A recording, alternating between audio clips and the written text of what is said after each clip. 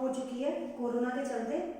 अब हम लोग लॉकडाउन में भी पढ़ाई करने की कोशिश करेंगे। कोरोना से बचाव तो जरूरी है ही, लेकिन ये भी जरूरी है बच्चों। इसलिए मैं आपका वीडियो लेक्चर लेके आई हूँ मेटल्स एंड नॉन मेटल्स, जो कि आपके एनसीईआरटी बुक्स का चैप्टर नंबर 4 है। थोड़ा इजी भी है तो आप इसको इजीली याद भी कर पाओगे।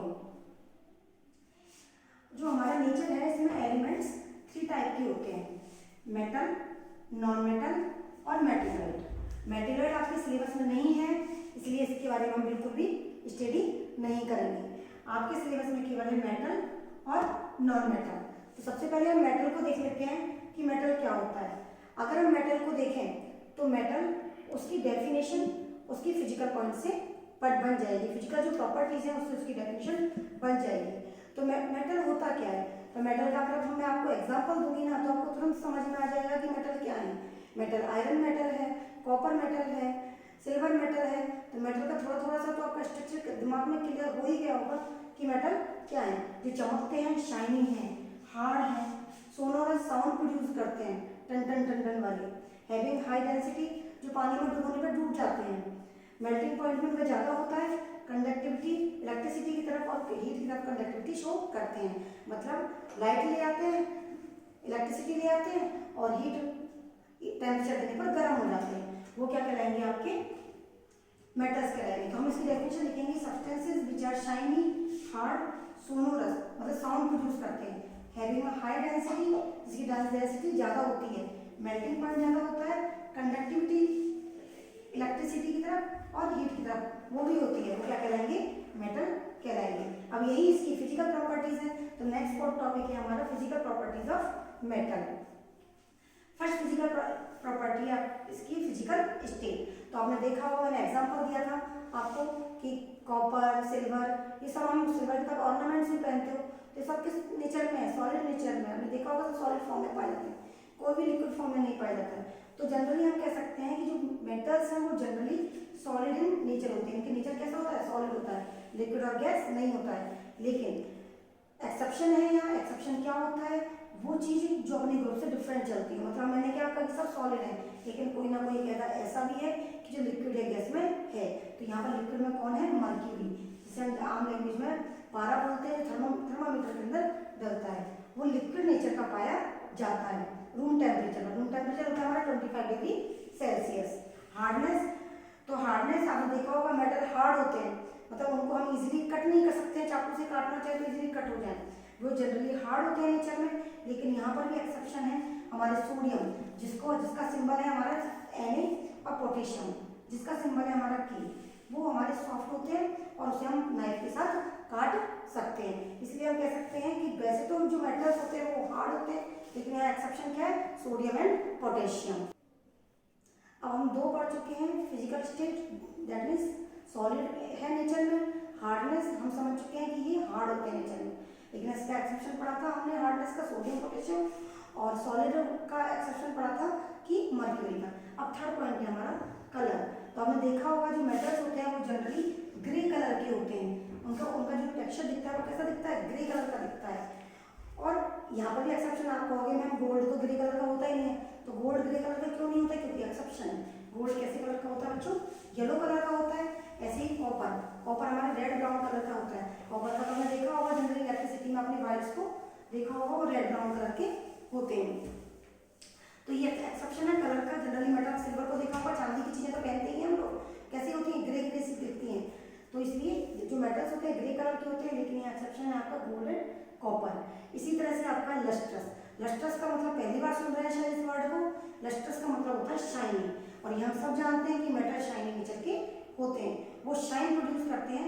क्यों शाइन प्रोड्यूस करते हैं, because the metals reflect light. जब भी लाइट उसकी सरफेस पर गिरती है वो उसको क्या करते हैं, रिफ्लेक्ट कर देते हैं, और वही रिफ्लेक्शन क्या क्या प्रोड्यूस करता है, उसका शाइनी नेचर बना देता है उसको। तो हम कह सकते हैं metals are special shine which is called metallic shine. और जो ये मेटेलिक शाइन है वो क्यों है, because metals reflect light from their surface.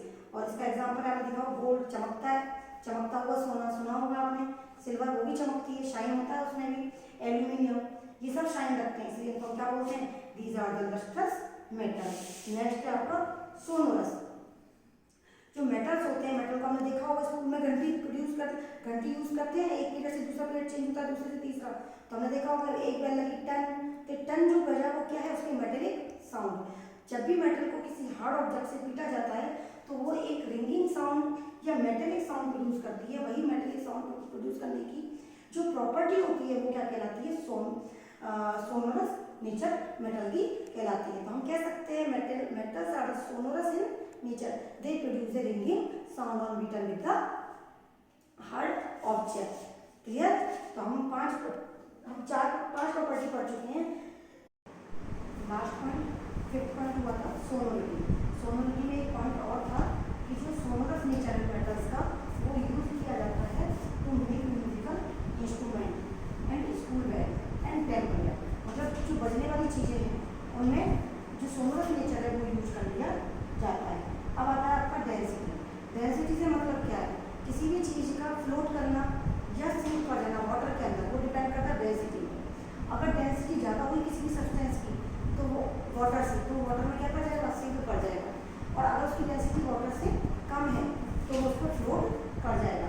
जैसे हमने एक आयरन का एक स्पून ले लिया और एक सब्सटेंस ले लिया जो कि हल्का है वाटर से, हम देख रहे हैं कि वो वाटर में तैर रहा है और ये नीचे सिंक कर गया। तो हम कह सकते हैं कि जो मेटल्स होते हैं, जैसे आप जानते हो मेटल्स भारी होते हैं, और मेटल्स को हम पानी में डालें तो क्या हो जाएगा कि नीचे सिंक कर जाएगा। तो metals have high density than water, so metals sink in water as their density is high। जबकि कुछ मेटल्स ऐसे होते हैं, एक्सेप्शन है ये, जिसकी डेंसिटी लो होती है और जो कि पानी में डालने के बाद वो फ्लोट कर जाते हैं, जैसे सोडियम और पोटेशियम। हमने यहाँ एग्जाम्पल लिया सोडियम का, इसको वाटर में डाला तो ये सिंक फ्लोट कर गया और स्पून से वाटर में डाला तो ये सिंक कर गया। हालांकि सोडियम को हम डालते नहीं है, आप आगे देखोगे क्यों नहीं डालते हैं। फिर आता है आपका melting point, the point of temperature at which any substance start melting from solid state to liquid state। जब वो solid से liquid state में, solid state से liquid state में आने के लिए जो टेम्परेचर का रिक्वायरमेंट होती है, जिस पर स्टार्ट होता है solid से liquid state में मेल्ट होना, वो मेल्टिंग पॉइंट कहलाता है। और जो मेटल्स होते हैं वो हार्ड होते हैं, इस वजह से उनको मेल्ट करना इतना आसान नहीं होता है, तो उनको बहुत ज़्यादा टेम्परेचर की रिक्वायरमेंट होती है, जिस पर वो क्या हो जाते हैं, मेल्ट हो जाते हैं। जैसे आयरन 1593 डिग्री सेल्सियस पर जाके मेल्ट होता है। ये बहुत ज़्यादा टेम्परेचर होता है, क्योंकि हम जानते हैं जो वाटर होता है वो 0 डिग्री सेल्सियस पर ही मेल्ट हो जाता है। इसलिए आयरन हम कह सकते हैं मेटल से उनका मेल्टिंग पॉइंट क्या होता है, ज़्यादा होता है। अब आता है आपका इसमें भी एक्सेप्शन, इसमें एक्सेप्शन क्या है, गैलियम। गैलियम क्या है, गैलियम मतलब इतना सॉफ्ट होता है कि उसे अगर हम हमारे पाम पर भी रखते हैं, हथेली पर भी रखते हैं तो वो तुरंत मेल्ट होता है। इसका मतलब इसका melting point very very low होता है, ये बहुत कम टेम्परेचर पर क्या होता है, मेल्ट हो जाता है। अब एक प्रॉपर्टी है इसकी मेलिबिलिटी और डक्टिलिटी। आप सबने देखा होगा कि जो मेटल्स होते हैं, मेटल्स की खिड़कियाँ भी बनती हैं, गेट भी बनते हैं, मतलब ये आपको शीट फॉर्म में भी देखने को मिल जाएंगे और आपको ये वायर फॉर्म में भी देखने को मिल जाएंगे। तो मेटल्स की वो प्रॉपर्टी जिसे बीट करने के बाद उसे हम शीट फॉर्म में कन्वर्ट कर सकें। शीट फॉर्म आपने एल्यूमिनियम फॉइल देखा होगा, स्कूल जाते हैं तो खाना डेली लेकर आते हो एल्यूमिनियम फॉइल में रखी थी, तो क्या है, एल्यूमिनियम से बना हुआ है, क्या होगा, शीट हो गई। तो मेटल्स की वो property in which it can be converted into the sheet, this property is called malleability. तो मेटल्स कैसे होते हैं, मेलिएबल होते हैं। जैसे मैंने एक यहाँ पे नील ले लिया, नील को हमने क्या किया, एक हैमर से अगर हमने उसको बार बार बीट किया तो किसमें कन्वर्ट हो गया, शीट में कन्वर्ट हो गया। Property of metal in which it can be converted into the sheet on beaten with the hard object is called the malleability. इसी तरह से डक्टिलिटी आपने देखा होगा कि कई सारे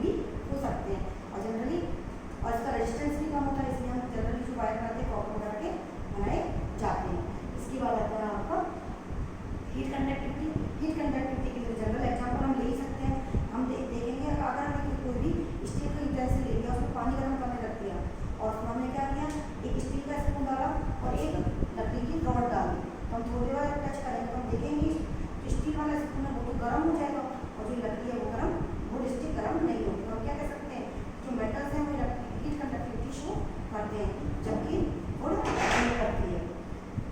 heat conductivity metals are good conductor of heat, that's why utensils are used, utensils used in kitchen.